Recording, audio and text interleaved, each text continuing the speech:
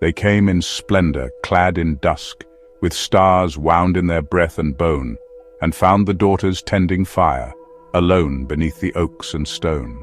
The altar woke when feet divine defied the bounds that held the skies, a gate unsealed by yearning hands that lit the flame with stolen cries. The fire consumed but did not cleanse. It gave no shape, it knew no name, it danced without a priestly form, a breathless torch, a wild acclaim.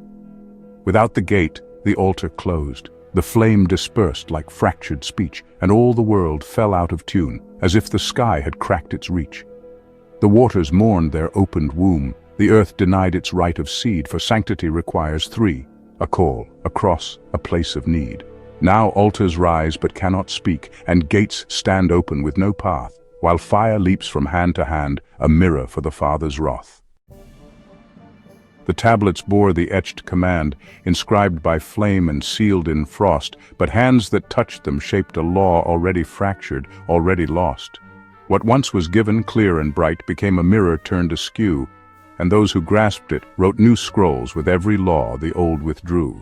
The throne that rose from such intent stood not on justice but on fear, for power bends the sacred word until the voice is hard to hear.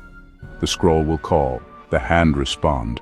The throne establish edicts tall, but if the throne corrupts the text, the scroll itself begins to fall.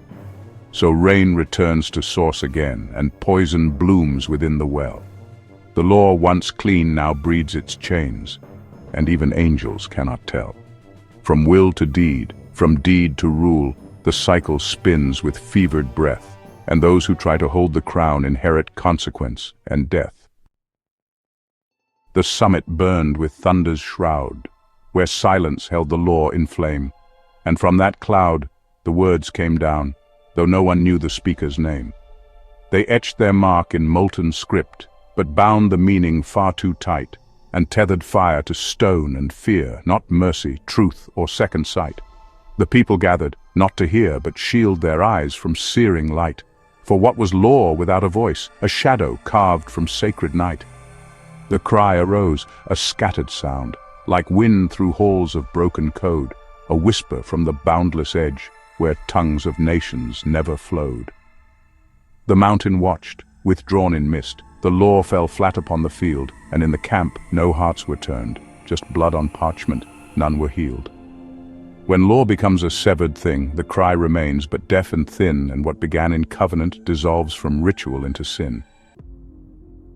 They bore the seed of fractured stars, not sons, but echoes made of wrong. Their birth was theft, their blood unclaimed, their strength a curse, their cries too strong. The womb was used, then cast aside, no lineage held, no mother stayed, and from that breach the world forgot the shape of hope, the path it laid. The names were written, then unwrote, each syllable devoured by flame, as if the future reached behind to strip the past of face and frame. These children bore no elder's tale, no prophecy, no tribal thread. They walked in might but spoke no word, and died with none to mark them dead. The line was broken at the root, the crown fell backward into soil, and all the oaths that might have held now rot beneath abandoned toil. To lose the air is to unmake the seed, the tree, the ground it knew, and so the ages closed their book before the ink had even grew. The sky was sealed with iron breath, and prayers returned as molten hail. The well ran dry beneath the stars, its throat a tomb, its silence pale. The mark once given to the line was scraped away with cursed hand, and none could tell the chosen ones from strangers driven from the land. The source that fed the sacred womb grew salt where once it flowed with grace, and nothing born beneath that seal could rise to bear a rightful face. A covenant that once enclosed became a blade turned inward fast, and every tribe was made a ghost, no future grafted to the past. Where nothing enters, nothing grows. The world becomes a hollow gate, a door that opens only into echo, loss, and mirror fate. They stood before the temple's mouth, but none could pass and none could call. The sky, the soil, the sign withheld, the covenant began to fall.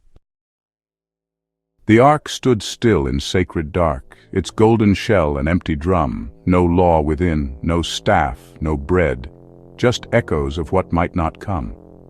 The throne was veiled in heavy smoke, the cherub wings too wide to part, and mercy died where judgment slept, a seat untouched by even heart.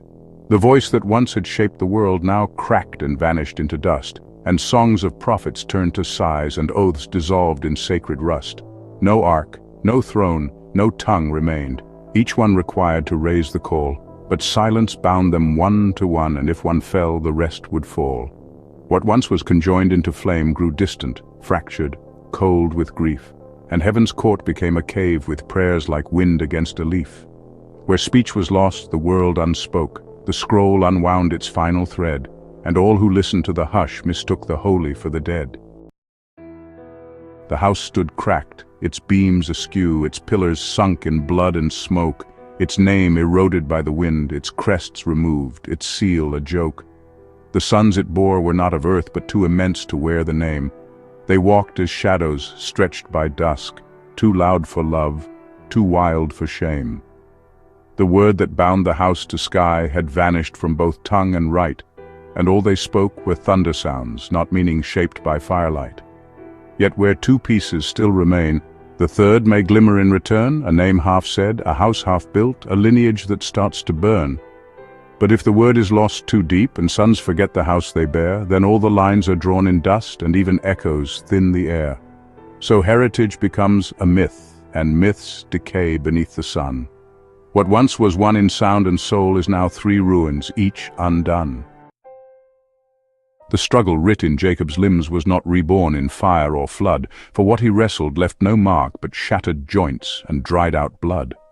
The ladder built to span the breach collapsed beneath its final rung, and all who climbed it carried down no word, no torch, no psalm unsung. The gate between the heights and depths became a wound, a starless hole, and prayers ascended, broke apart, then fell in fragments on the soul. The name once formed from wrestling flame was shattered in the angel's grip, and every syllable dispersed like light through broken manuscript. The remnant wandered, each alone, no common creed, no rallying fire, their dreams of altars left behind, their myths reduced to lost desire. No struggle born, no heaven reached, no echo held in living breath, just haunted steps on sacred ground, pursued by wind and fed by death. The breath was poured from vaults of flame, a light too wild for flesh alone, and mixed with clay from graves unborn to form a being not yet known. They bore the sky inside their chest, but walked with feet that cracked the mud, their hearts half fire, their mouths half earth, their names still stained by watchers' blood. The image hovered in between, too holy to remain in dust, too weak to hold the full divine, too old for faith, too young for trust. And when the spirit fled the form, the frame collapsed with none to cry. But when the dust refused the breath, the voice turned bitter in the sky. Yet still they lived, the paradox of cursed design and sacred thread, their lives a sentence never closed, a prophecy not fully read. And in that fracture something stirred. Between the tomb and flaming gate a mirror cracked, yet half reflects the eye who once pronounced their fate. The beastling wandered through the thorns, unsought by rule, untouched by shrine. Its breath was wild, its eyes were clear, its name not lost, but still not mine. The shepherd walked the outer fields, away from rites beyond the gate, and heard a voice not meant for him, a sound too soft to carry weight. It called not kings, nor temple priests, but those whose skin was marked by night. It sang through bramble, through the storm, a melody in broken light. The beast drew near, not out of fear, but called by cadence undefined, and knew its name, though none had taught, and walked beside the shepherd kind. The voice did not demand or burn. It only opened something bare, a wound that longed to be a door, a silence filled with shattered prayer, and there, between the wild and lost, the sacred rose on tethered breath, not bound by law but bound by care, a psalm that held the taste of death. The cloud hung low but bore no light, its folds unlit by sacred fire. No pillar moved to guide the lost, no pulse remained to lift desire. The tent was there, but nothing spoke. The veil remained, but none could part. Its cords were frayed, its bones were bent, no mercy left, no beating heart. The name once thundered on the mount fell silent in the sacred scroll. The breath that formed the stars withdrew and left the song without a soul. The priests still moved through empty forms, their robes a gesture, not a grace, and prayers decayed upon the tongue, unanswered in the hollow place. For when the eye becomes the knot, and presence folds into retreat, the house becomes a tomb of forms, a cadence set in slow defeat.